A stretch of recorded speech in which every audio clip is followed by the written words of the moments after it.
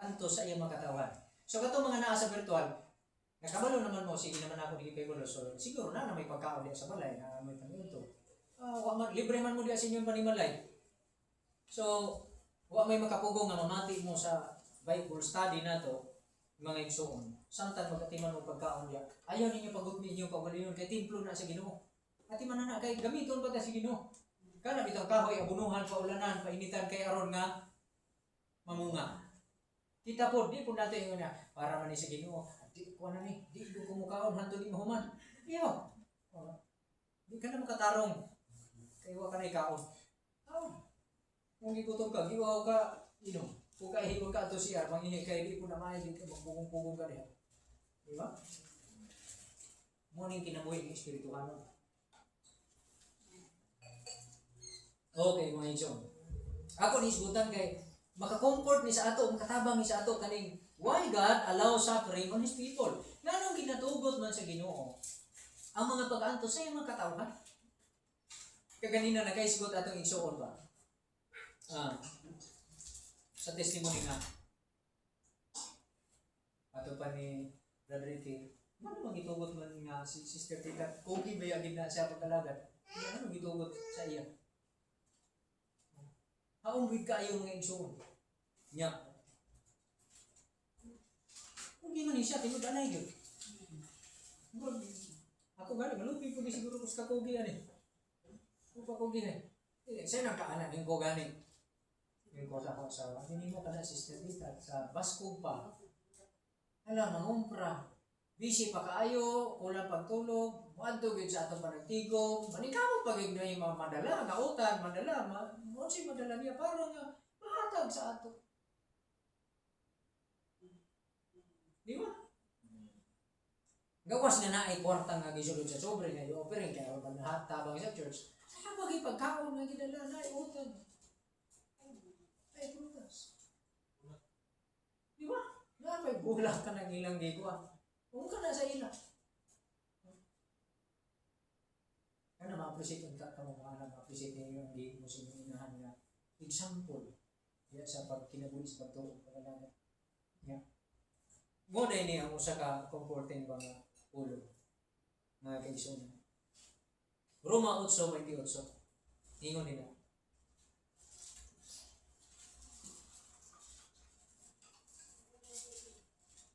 Nganong gibuhat man to sa atong igsoon ang mga buhat nga mo ito. Nganong magdala mo kag kwarta imong offering nga nagkinahanglan mo ka kag kwarta? Di ba? Ang kinahanglan kag kwarta niya magkuha kag kwarta sa imong kwarta kay imong i-offering. Nya imo pangingibutan kani ako ning 10% pag yun ako pag ikayo. Di ba? 10% pag yun, 10% pag ika. Unya di pag ika, ang uban di pag makontinto nga 10% tugangan pag yun. Pero, doon yung mga panginanglan na, doon yung mga problema. Nanginanglan ka kwarta pero fagin na. Halun na, sulod. Kung sige pagtuo, sige no. Pero ang kaduhaan na, nang taman ka sa pagtuo. Tungod na sa iyong ruma, sige no. Kaya kung pagtuo na, kulangan. Ang gugma mo'y pinakalikon. May reaction na.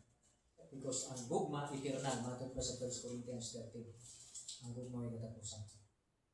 Okay, matod pa rin na. Diretso na lang ko mga igsoon dari sa Cebuano.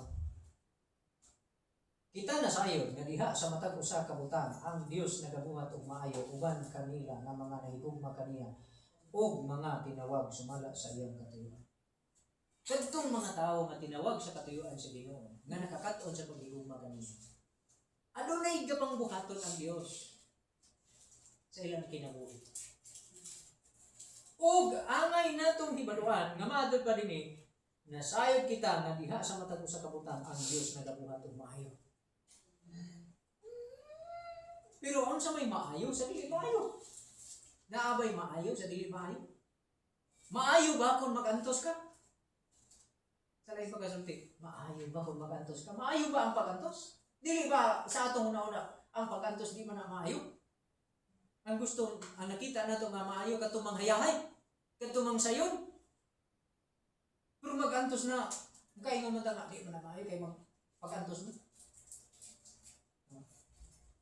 Pero abi ninyo mga kaigsunan ang pag-antos maayo di ay. Amen. Unsa may maayo diya sa pag-antos? Roma kapitulo 5. Versikulo 3 padulong sa 4. Roma kapitulo 5 versikulo 3 hangtod sa 4. Walay tao sa Dios mga kaigsunan nga uy pag-antos. Naagi alang tusok. Kita nga nagsunod diya sa Ginoo sa akong pagsabot. Wala na ibutang sa Ginoo nga okay kay nagsunod ka na sa ako na. Wala ka na alang tusok. Matod pa diya sa Roma 5 kapitulo 5 versikulo 3 hangtod sa 4. And not only so, but we glory in tribulations also, knowing that tribulation worketh patience. Ang ingon din na, o labaw paniini,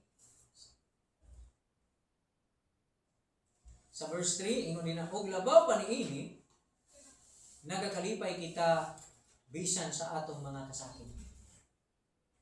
Nabay, kalipay diya sa sakit? Yes, kung nasabtan nimo. Nga naman, nga doon na kay ikalipay, taliwala nga naa kay mga masinati nga kasakit. Kay matod pa nini, sanglit na sayod man kita nga ang kasakit muhimog pagkamay ng tuso.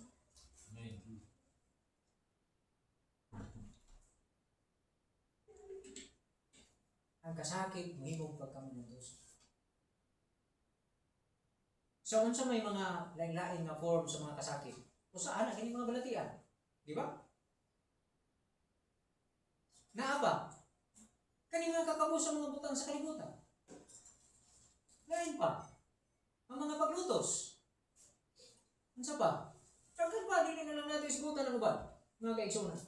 Pero ang mga kasakit, muhimo kini kanato nga mainantuso. Unsa may mahimo sa atong pagkamay ng tuso? Matod pa din na sa verse 4. Ug ang pagkamay ng tuson mohimo kalikon. Di ba kung mahimo ka ng, kung moagi ka kasakit, mahimo kamay ng tuson. Mo-develop ang pagkamay ng tuson sa imo. Kung successful ka sa pagkamay ng tuson, mahimo kang may ng tuson, maantos nimo ang mga kasakit. Unsa may mahimo resulta na? Malig-on ka na dayon. So kinsa may nakabenepisyo? Gikan sa kasakit. Nga diantos, ikaw nga nakasinati sa mga kasakit kay nahimo kang mainantuson. Unya, diha sa imong pagkamainantuson, may resulta kini sa imong pagkaligon. Sa diha naligon ka, unsa may mahimong benepisyo mga kaigsuonan, madto pa din na ug ang kalig-on mohimong paglaom. Ang kalig-on mohatag kini kanimo kasiguruhan sa imong gilauman nga naman. Santiago 1:12, bulahan ang tao nga mubarog taliwala sa pagsulay. Kay human siya masulay, iyang dawaton ang puro nga kinabuhi nga bisaan sa Dios tanan nayong kaniya. Paglaom na. Kining tao nga dili mainantuson kay dili moantos sa mga kasakit, o kining tao nga dili malig-on kay dili man mainantuson sa mga kasakit, wala ni paglaom. Pildihon kini siya kanunay. Kaluya man. Mugibak man. Musibog man. Akong ibalik ang normal na to kasagaran na to kasagaran na to ginagamit. Negosyo. O di ka maanto sa negosyo. Naakabay paglaom sa negosyo? Wala kayo malauman dia sa negosyo. Wala kayo paglaom dia. O di ka maantos. Antos ang mataog sa'yo. Antos sa kahago. Antos sa kabudlay, sa pagtrabaho. Dili ka. Kaya naman. Antos. Pero kung muantos ka sa kasakit, ana nga klase sa trabaho, may nantusok ka. Unsay mahimo? Doon na kay paglaom. Unsay mahimo paglaom? Ginansya. Income. Unsay may mahimo sa imong income? Unsay imong ginansya? Unsay mahimo?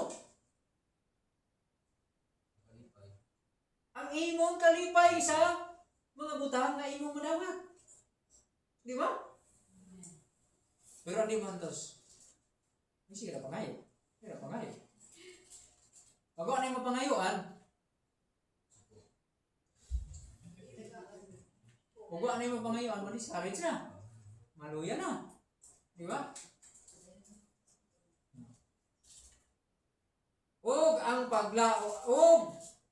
ang paglaom dili mo pahigawan kanato kay ang gugma sa Dios ikahuan man nganhi sa atong mga kasing-kasing pinaagi sa Espiritu Santo mo gikahatag kanato. Walay makulang sa ato may tungod sa paglaom nga atong gilauman kay gisiguro na sa Dios kay iya nang gihatag ang garantiya siya gugma nga mao ang iyang Holy Spirit. Kung mangutana ta gihugma ugid ka sa Dios, sure nga gihugma ta pinaagi sa Holy Spirit. Ngayon gihugma din na sa. Hallelujah. Busa ang mga pag-antos gitugot sa Dios kay para kini sa atong kaayuhan. Unsay kaayuhan? Mahimo kang may nantoson tungod sa mga kasakit. Sa imong pagkamay nantoson mahimo kang malig-on. Ug sa imong kalig-on, do na kay assurance sa butang ang imong gilauman.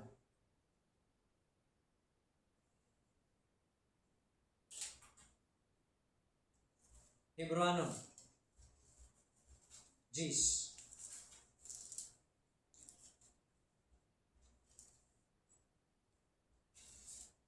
35 hangtod sa 38. Hebreano 10, 35 hangtod sa 38. Busa ayaw ninyo pagwada ang inyong pagsalig. Ngit sa may dunay pagsalig. Kadtong ni anto sa mga kasakit na imong malaumon mo ni nga pagsalig. Ayaw ninyo wada ang inyong pagsalig. Kay kini aduna ra unya dakong balos. Kay kamo nagakinahanglan og pailog aron kamo makatuman sa kabubuton sa Dios ug makadawat sa gisaan. Kay sulod na lamang sa diyutay panahon ang usa nga ang taliabot mag-aabot. Mag-aabot na og dili magalangan. Apan ang akong tao nga matarong magakinabuhi pinaagi sa pagtuo. Ug kon siya mosibog man ugaling kaniya walay kalipay ang akong kanan. Mosibog ba ang tao nga nalig-on? Dili. Kaya na-train man siya sa pagkamay ng tuson. Munang nalig-on siya, di na siya makasibog. Di ba?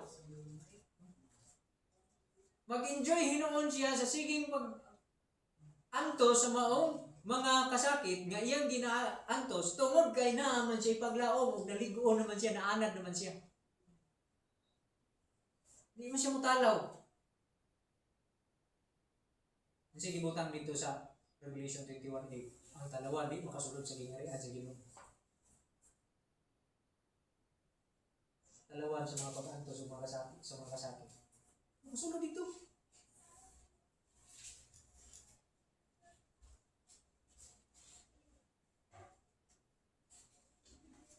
Salmo 34, versikulo 19. Mangutana ta. Amen. Ipadayon nato ang pagtubag sa pangutana kanang gitugutan sa Ginoo. Salmo 34, versikulo 19.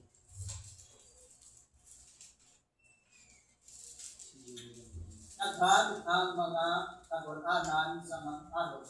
Apan si Jehova makaluwas kaniya bisan kanina tanan.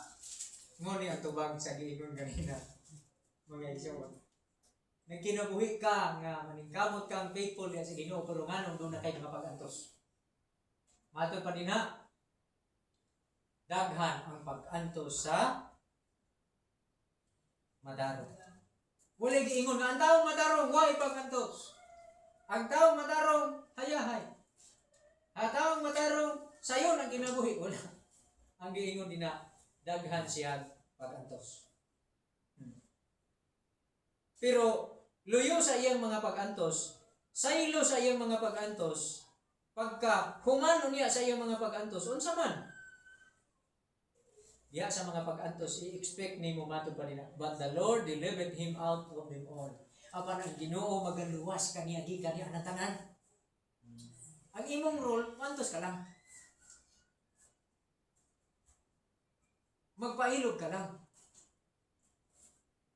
Kay kuhaon ka ra sa Ginoo gikan diha. Mao na ang gitawag nga kaluwasan. The Lord will save us from all these tribulations. Ang Dios magaluwas ka nato gikan ining tanan. Kanu sa man na kun mopalit na siya. Amen. Pariyar na sa gilauman ba sa estudyante nga baka lang niya ako sa eskwela. Di naman sa name, biyaan man nila ako mga pag-antos ano, kaya may istra ka magsibig ko at sa ko, ano, mali ka na, eskwela, wala, hindi naman nakita, ano. Di ba? Kini mga pag-antos dire, kung balik ng Ginoo, di na nato di kita. Kaya pag-una ang tanan, bagong langit, bagong yuta, Isaiah chapter 65, sa bagong langit, bagong yuta, di na pagkahinumduman ang daan ng kamusta. Hallelujah! So, sa pangutan na kung mag-antos ba di ay ang taong matarong, na daghan ang iyang antos. Pero ay kabalaka kay na ay assurance, kay ang tiro ang Ginoo magaluwas, kaniya gikan nga natanan. Hallelujah! Pero kung walay Ginoo, mag-antos ka ngaway muluwas sa imo sa imong pag-antos. Di man na nato ni Lord, duda ni mga antos, pero antoson lang nako ni, pailuban na nako ni, kay imo ron kung luwason. Luwason ka na sa Ginoo, hulat alam. Mo itong gibasa nato sa Hebrews chapter 10, verse 35, padulo sa 38. Siya nga nag-iingon nga mubalik na siya sa di madugay. O madawat nimo ang iyang gisaan. Nga kaluwasan. Hallelujah. Isaiah 48 versikulo 10. Unsa pay mahimo nga maayo diha sa atong mga pagantos. Sa atong mga kasakit. Ingon pa nina, mga kaigsunan, behold, I have refined thee, but not with silver. I have chosen thee in the furnace of affliction. Isaiah 48, 10. Basahan na to sa Cebuano. Ania karon, iulay ko ikaw, apan dili ingon sa salapi. Ipili ko ikaw diha sa asuhasan sa kasakitan. Kani, ang tuyo din sa Ginoo sa mga kasakitan sa atong ginabuhi nga gitugutan nila kanang mga suffering is to refine us. Pag-ulay ka na to. Para himuon tang perfect. Para hinuon kita. Make sure. Di ba? Makita nimo palunay mga panahon sa mga kasakitan, kalisdanan. Di ba sulayan mo pagkami ng tusod, mo pagkami pag-ilubon. Di ba? Gisulayan ko ng imong pagtuo, gisulayan ko ng imong gugma. Ingon ba ako, nintaon, lugay-lugay na di gawa ka ito la Sister Dita. Sister Dita, pasaylo ako, ay lang pag, kuhan, gawa na ko ka ito sa ila. Okay na ito, wakabisita yung taon. Antimalo, mga yapon, wala po po na ito. Kasi luwa yung taon po ninyo. Nga, sa mga baskog pa sila. Aning kamot sila, umutunga. Aning kamot sila, umuma, o pati man na ito. Karoon na naa sila, ingon anak. Kinsa may gisulayan, sila ra ba? Kita, oy. Kita mga baskog, gisulayan. Kung makita ba sa ato ang pagkami ng tusod, makita ba sa ato ang pagkamapagilubon, makita ba sa ato ang gugma. Kung mutagan ba ta sa ilaw, ginuluman ba na ito sila? Di ba? Kita, gisulayan sa kita. Kay gusto sa Ginoo nga mahimo kitang iyang pinili, pero ang pagkapinili niya, ang pagkapinili sa iyang mga pinili, ipaagi niya sa gitawag na asuhasan sa kasakitan, furnace of affliction. Kadtong mugula nga pure, gikan sa furnace of affliction, sa mga ang bulawan mugula nga pure, gikan sa kalayo, mao kadto ang dawato niya. Hallelujah! Mao katong gantihan niya sa kinabuhi ng walay katapusan. Usa, dili man ni pagsulay nga kaning nagsakit siya, gisulayan siya, gisulayan. Kitang tanan. Di ba? Ako gingano na. Ano sila mga makugigon? Karon ato na sila lingtang. Pero ang Ginoo dili malimot sa inyo, mga kaigsunan. Ang inyong mga paghago, ang inyong mga pag-antos diya sa Ginoo, wa na niyo malintig kung malimot man ang tao. Balikon ako, ang tuyo sa mga pag-antos, mga kaigsunan sa mga kasakitan is to refine us. Aron pag hingpit ka nato sama sa bulawan nga ginahingpit pinaagi sa kalayo. Kung ang bulawan ginahingpit man nga pure siya nga bulawan, mugula gid siya gawa na isagol puro nga bulawan pinaagi kalayo, kita sab himuong pure ang atong pagtuo, himuong pure ang atong gugma. Sumala pa sa Santiago 1:12, pinaagi niining mga pag-antos nga atong pag-agian, mga kasakit nga atong pag-antos. Usahay imong bana, imong tuson, imong asawa, imong tuson, imong mga anak, mga kaigsuonan ay sige bagulbol anak. Dili day taangay magbagulbulaan. Ato ra day nagyadto sa Ginoo. Lord, luwas sa ako mga kasakitan.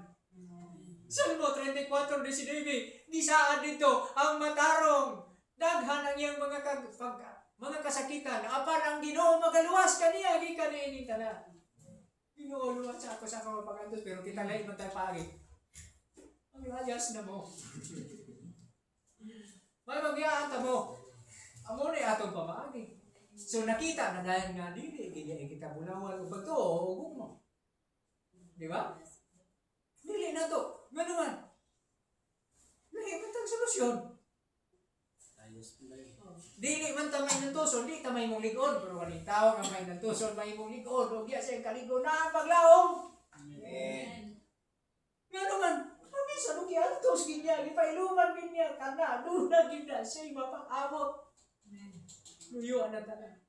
Pero hindi na ko makantos. Igo na ang tanan. Ang drama. Napuno na ang akong sukdanan. Hindi day inanak mo yung suot, di ba? Hallelujah! Salamat sa Ginoo! Salamat! Busa karon ato ka sa iyong masumbong, Lord, hanggang mandihay, ang kasakitan niya ito, mga kasunod kanimo. Lord, sana ko anin tanan, Lord. Kaya na, anak, antosa lang na, kaya ka ng kasakitan, gitugot na para himuon kang may nantuson. Karon nga mahimo ka may nantuson, malig-on ka, maanad ka na sa mga pag-antos. Bisan pag, kanibitang malig-on na,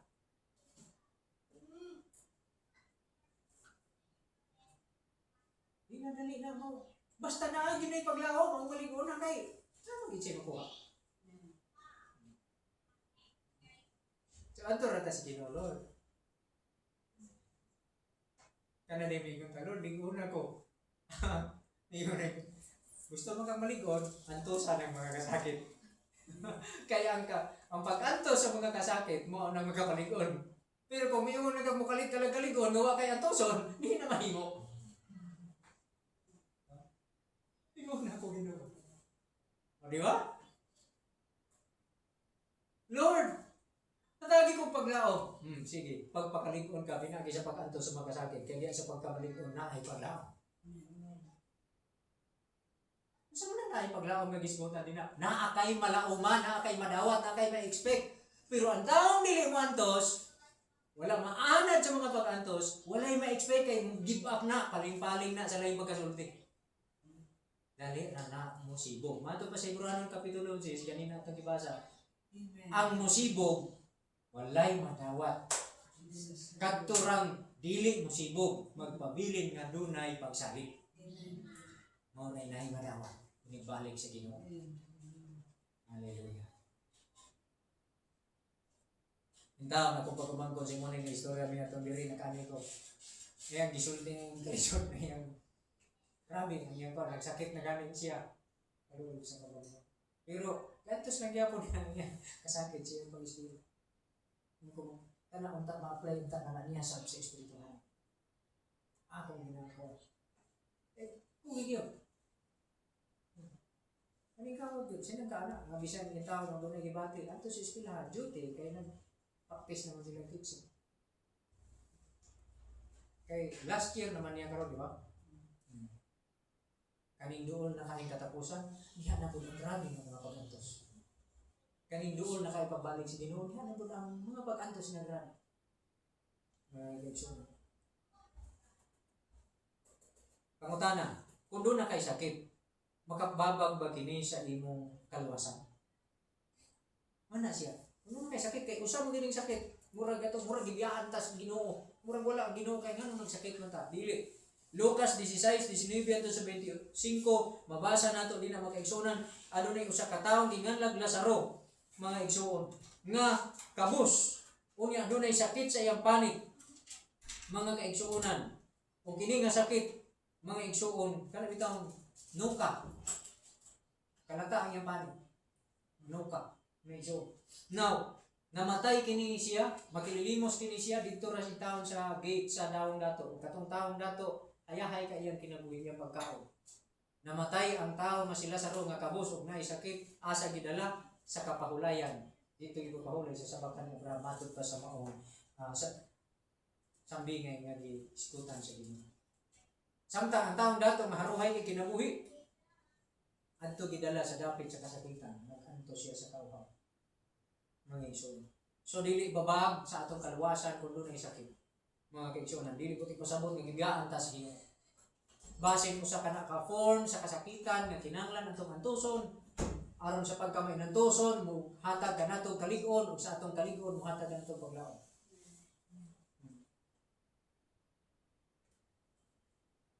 Di nato isipon nga gibiyaan ta sa Ginoo. Usa nga example pa gyud si Job, si Job.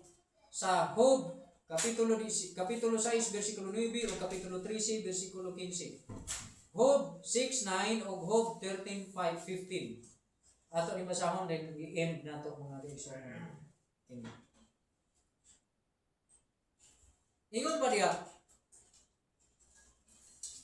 even that it would please God to destroy me, that He would let loose His hand and cut me off. Giisgutan din ha mga kaigsuonan ni Job nga ang iyang mga kasakit pero unsa iyang respond mga igsuon.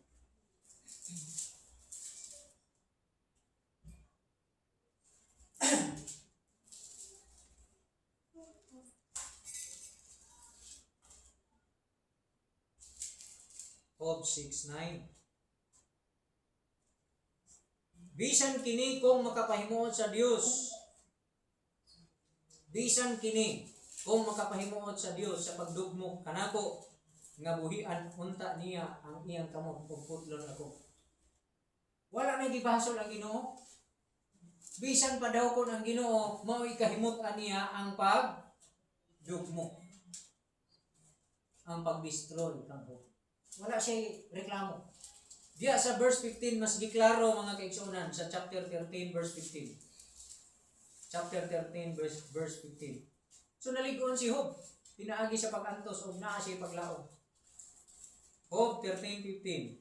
Aniya karon iyang pagalaglagon ako walay paglaom bisan pa niini sa iyang atubangan ako magalaban sa akong mga alagian. Ngano nagisgot siya ako walay paglaom? Nga dili na walay paglaom nga kanang paglaom niya sa Ginoo kun dili kani siya iyang gibutang ang sitwasyon niya kung wala man siya paglaom sa iyang sitwasyon kay nagsakit man siya kung wala man siya paglaom para sa kaayuhan kung wala man siya kaayuhan nga maabil sa iyang pagsakit hinuon itugod sa Ginoo ang kamatayon diya kaniya matod pa niya bisan pa ni anak sa atubangan sa Ginoo magapabilin siya kung unsa ang iyang loyalty sa Ginoo. Matod pa niya sa atubangan sa iyang atubangan ako magalaban sa akong mga alagianan kaniya. Dili siya moluib sa Ginoo. Dili siya mobiya sa Ginoo, dili siya motalikod sa Ginoo. Magpabilin siya sa iyang pagtuo kung atong i-apply ang Hebrewanon 10:35 so magpabilin siyang baton ang pagsalig kay aduna na tinig akong banos. Amen. So, hinaot nga kini baga lig-on kanato mga kaigsuonan ilabi na sa atong igsoon nga doon na po giantos nga sakit diya sa lawas o usahay kung unsa may mga suffering nga atong maagian mga igsoon. So, niabot na kita 12:48 mga igsoon so manindog kamo. Kung doon naman mo yung mga una-una diya, next time na lang nato siya mga kaigsuonan pwede ninyo na mapaabot sa atong Bible study sa Merkulis o sa ubang mga panahon ng igsoon. Hallelujah.